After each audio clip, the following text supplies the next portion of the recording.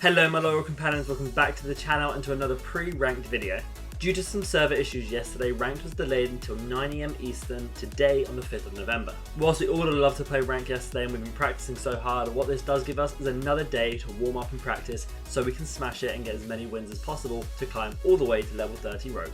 In this video I'm going to be showing you my warm-up routine in the shooting range and then what I do afterwards to show you exactly how I'm getting ready for ranked and what I think you guys should be focusing on as well. If you do go on to enjoy the video or learn something new, make sure you drop a like and subscribe to the channel. But for now, let's get into it.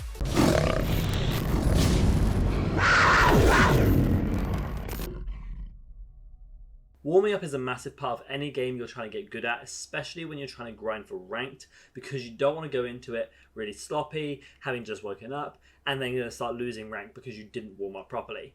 In Rogue Company, shooting range is the best way to initially start getting your aim back on point to where you want it to be to move into that progression. And there's 5 core skills that I want to go over for you so you know exactly what to focus on when you're in that shooting range. I'll give you some different exercises to practice when you're doing it. In terms of what rogues I would recommend for you to pick up when you're going into shooting range, of course, if you're a main of something, just play that rogue. You're going to be most familiar on them. You're going to play them anyway, so you might as well. If you're more of a variety player and you play a little bit more like I think you should, then I would recommend you either go for Dahlia or you go for Ronin. There's 2 reasons for this. The first is because their weapon kits are really good at helping you with a different variety of playstyles that you might need, whether it be the MXR Objection Executioner from Dahlia, or whether it be the K30 SLC and Spitfire from Ronin. So either of those work really well, but the other key reason that you want to pick them is because they have Replenish, and you don't want to have to be faffing around with reloading when you're practicing some of these skills, so getting Replenish and getting the ammo back instantly is going to be really good for you. The first thing I do when I jump into shooting range though is I do quickly jump onto my settings, just make sure my display settings are okay, make sure my controls, my bindings, my sensitivity are where I want them, and also just check the FPS counter either using my GeForce Experience sort of active overlay or by using the new in-game one just to see exactly what my frame rate is doing, making sure that I don't have any issues I need to sort out first. So when we're actually in shooting range, we're looking at 5 core skills. We're looking at accuracy, flicking, tracking, movement, and cover peeking.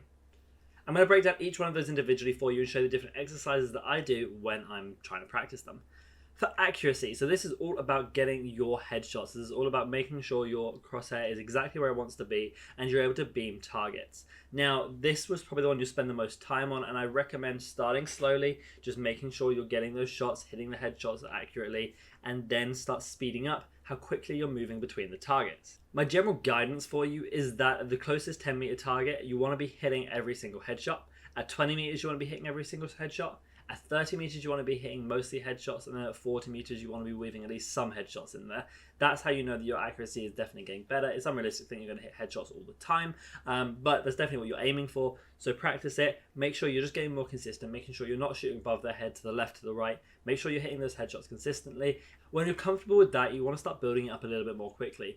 Pull your trigger faster, press your mouse button faster, move between the targets a little bit faster. Just start getting things moving a little bit more at the speed you would need for in-game.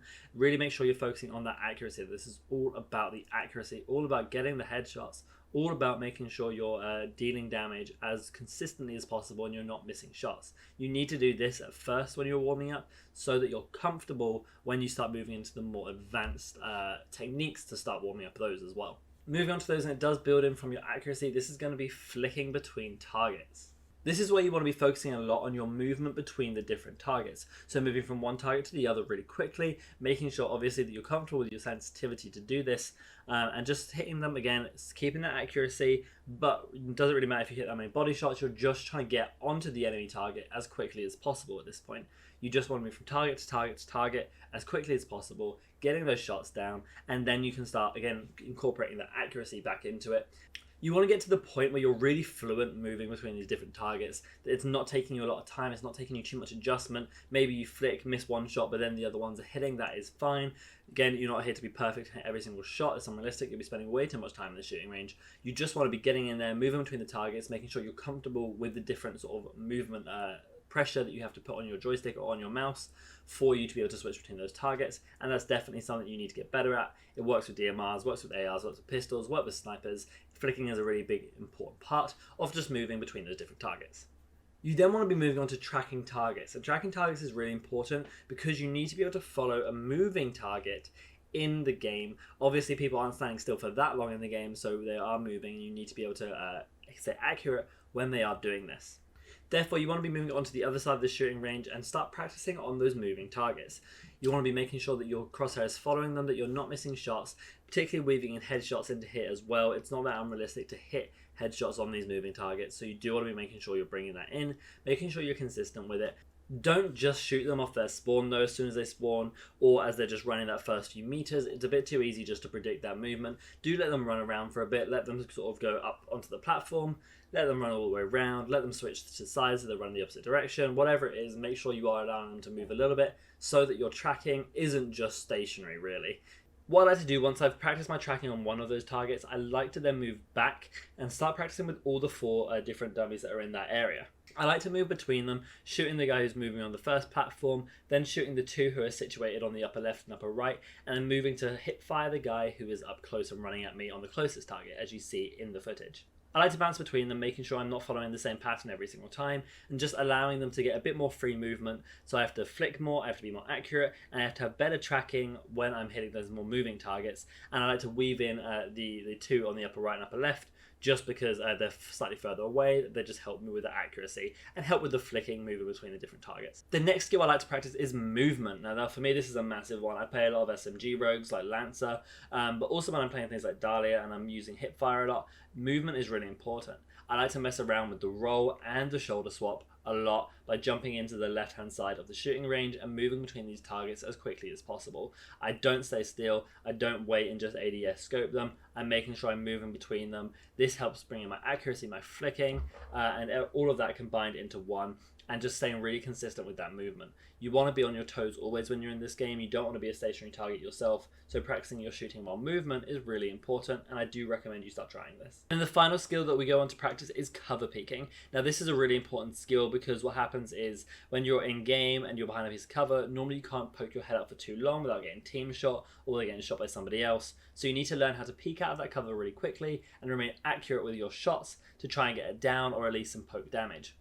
Now I like to go sit behind the targets and just sit there, and then I mix between really quick one shot over the cover peaks, but also then taking just a few shots, maybe 2 or 3 on a moving target to incorporate that accuracy and that flicking and that tracking. This is definitely something that you want to be practicing. I don't see it come up a lot in many guides that I've seen on how to use the shooting range effectively, but it is really good because you get into a lot of situations in game when you're behind cover and you need to peek out and you need to take a few shots. So making sure that you're accurate with that and practicing that a little bit in shooting range first is going to be a really important skill for you to practice. I also do like to move on to the closer range target where he's running at you, because this is more of an in-game scenario that you'll see. Someone running at you in cover and you poke out to take a few shots. Make sure you're hitting lots of headshots here, incorporating that accuracy, incorporating that flicking when you're shooting more than one target, and that tracking because they're obviously moving as well. You see how everything kind of blends into one here. And you build on one skill at a time until they all work in one instance, and that's when you know you're ready. Once you feel comfortable with that and you're hitting good shots and you've built in that accuracy and you've built in that flicking, the tracking, the movement and the cover peeking, and you feel just really confident, I would then go and practice some of the movement and accuracy and flicking again, and maybe even some of the tracking with the other weapons, whether that be the pistol or whether it be the other primary weapon that you haven't used yet, just very quickly. You don't have to spend as long on it because your aim would be a lot more warmed up by now, but it's just good to get into the feel of those weapons as well. Particularly the pistol. Pistol rounds are really important, so making sure you're winning those to deny enemies one round, but also some money potentially, is a really good idea. So do make sure you're practicing with the pistol as well. But you don't have to spend long on it, just a little bit extra time moving around with these different weapons so that you'll feel comfortable on them as well should you pick them up in game. Once you've done your shooting range routine, and this shouldn't take more than, let's say, 15 minutes, it's a very quick warm-up realistically.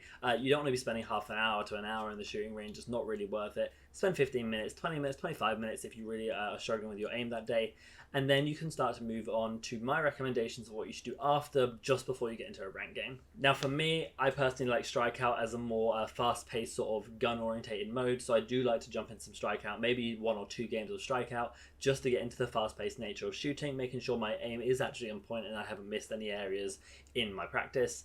And then I like to jump on at least 1 demolition game at practice, just so that I'm in the field of demolition. I'm making sure I'm thinking about positioning and valuing my 1 life a little bit more, and also just getting used to the bomb and the bomb plantments and things like that. The reason I didn't go over grenades or utility in this is just because that's not something that you need to practice as such in the shooting range. It's more something you practice when you're in game, and just knowledge of how grenades work and different positions to throw them that are going to be good. It's not like you have to practice the 4-second cook time.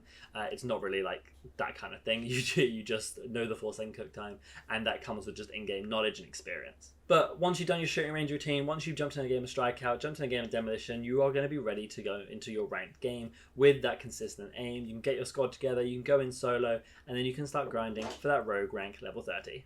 Okay then guys, that takes us to the end of the video, and if you did enjoy, make sure you leave a like and subscribe to the channel. You can also come follow me on twitch.tv/RedDarkGaming to see live game commentaries, guides, Q&As, tournament scrims, and now ranked gameplay. All the links you're going to need are down in the description below, but for now guys, I hope you have a fantastic day, and remember, be loyal, be brave, be relentless, and I'll catch you in the next video.